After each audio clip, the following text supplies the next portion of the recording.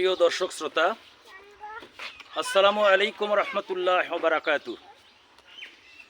আমি আব্দুর রব দুলাল আজকে আপনাদেরকে নিয়ে এসেছি গ্রামীণ সভ্যতার একটি নিভৃত পল্লী গ্রামে। এটি নওগাঁ জেলার ধামরহাট উপজেলার রূপনারায়ণপুর নামক একটি গ্রাম। এই গ্রামে এসেছি বিশেষ একটি বিষয়ে আপনাদেরকে অবহিত করার জন্য। বন্ধুরা, এই দেখতে পাচ্ছেন গ্রামীণ সভ্যতার সেই সবুজে ঘেরা এই রূপনারায়ণপুর গ্রামটি। যদিও একটি গ্রামীণ সভ্যতার একদম নিভৃত পল্লী একটি গ্রাম, তার মধ্যে এই গ্রামের মধ্যে দেখতে পাচ্ছেন সুন্দর একটি ডুপ্লেক্স ভিলা।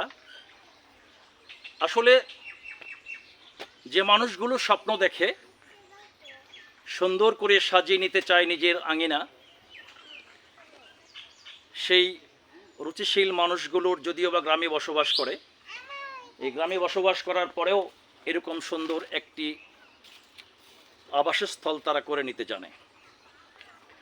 ইচ্ছা শক্তি মানুষকে অনেক দূর এগিয়ে নিয়ে যায়।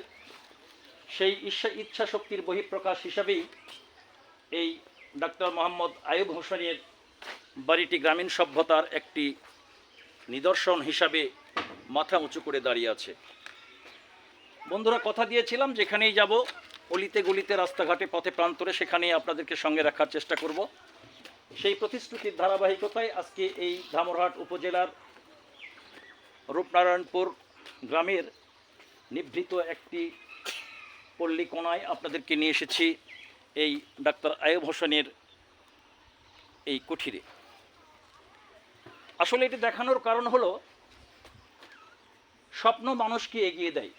যদি মানুষের মধ্যে একটি স্বপ্ন থাকে, কর্মস্পৃহা থাকে, সেই কর্মস্পৃহা মানুষকে এগিয়ে দেয়। দেখতে পাচ্ছেন এখানে পাশেই, বাড়ির পাশেই কৃষিক্ষেত, পাট ক্ষেত, ভুট্টা ক্ষেত, গাছগাছালিতে ভরা।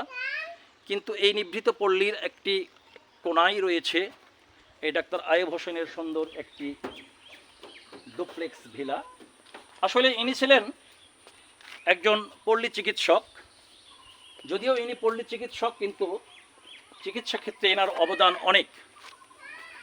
পল্লী চিকিৎসক হওয়া সত্ত্বেও জানা যায় যে রোগীগুলো অনেক সময় প্রখ্যাত চিকিৎসকের কাছে ট্রিটমেন্ট নিয়ে ভালো হয় না, কিন্তু এই পল্লী চিকিৎসক ডাক্তার আইয়ুব হোসেনের হাতের ছোঁয়ায় সেই রোগীগুলো সুস্থতায় ফিরে আসে। আল্লাহ তাআলার বড় নিয়ামত হিসেবে এই রূপনারায়ণপুর গ্রামে ডাক্তার আইয়ুব হোসেন বসবাস করছেন। তার একমাত্র ছেলের নাম কি বলেছে বাবা? আবু মুসা, আমার ছাত্র। এই আবু মুসা আমার ছাত্র। পাগলদেওয়ান ফাজিল মাদ্রাসা থেকে আবু মুসা কামিল পাশ করেছে এবং বাবার সঙ্গেই এই চিকিৎসা ক্ষেত্রে একটি বড় অবদান রাখছে।